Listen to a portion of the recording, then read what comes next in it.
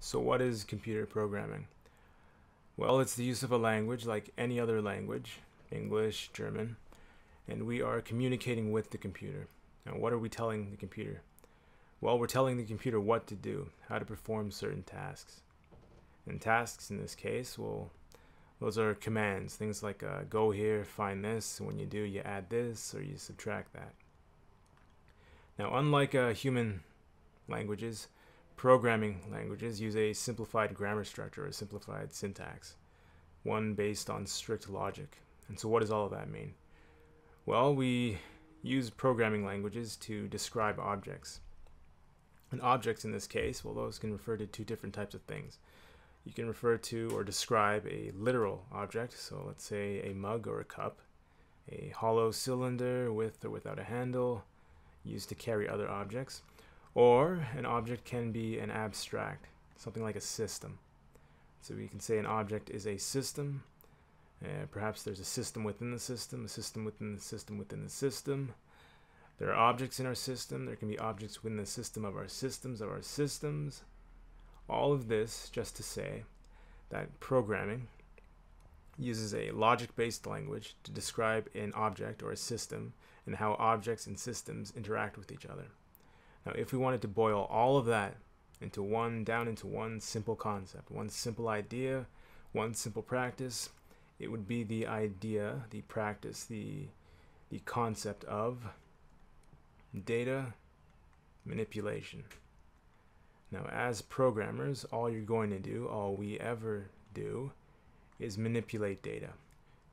We take some sort of input, we transform or manipulate that input. These are just function or logic blocks. And then we spit out some sort of output, some sort of response. Now, this input, transform the input, spit out a response or an output paradigm.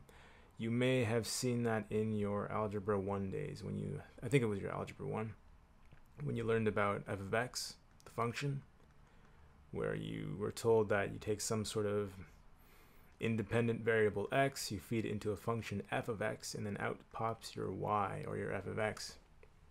This input, transform the input, output paradigm is what we model our programming after. Now, throughout this video, we'll be focusing and building on this paradigm.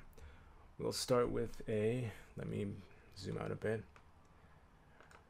We're going to be starting with, not in this video, the next few videos we'll be doing some more abstract learning, and then we'll get to the actual practical learning. But this video series is going to be based on starting with a simple user form.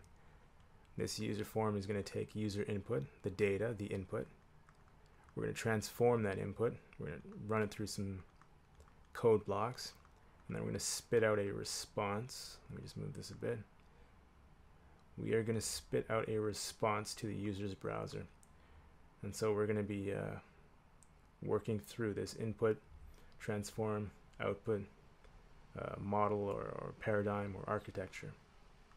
This would be the user's browser. And so if you take anything away from this video, this very brief video, take away two things. That if you're ever in the weeds, if you're ever bogged down with what all of this means, why you're programming what you're programming, just understand that all you're doing is manipulating data.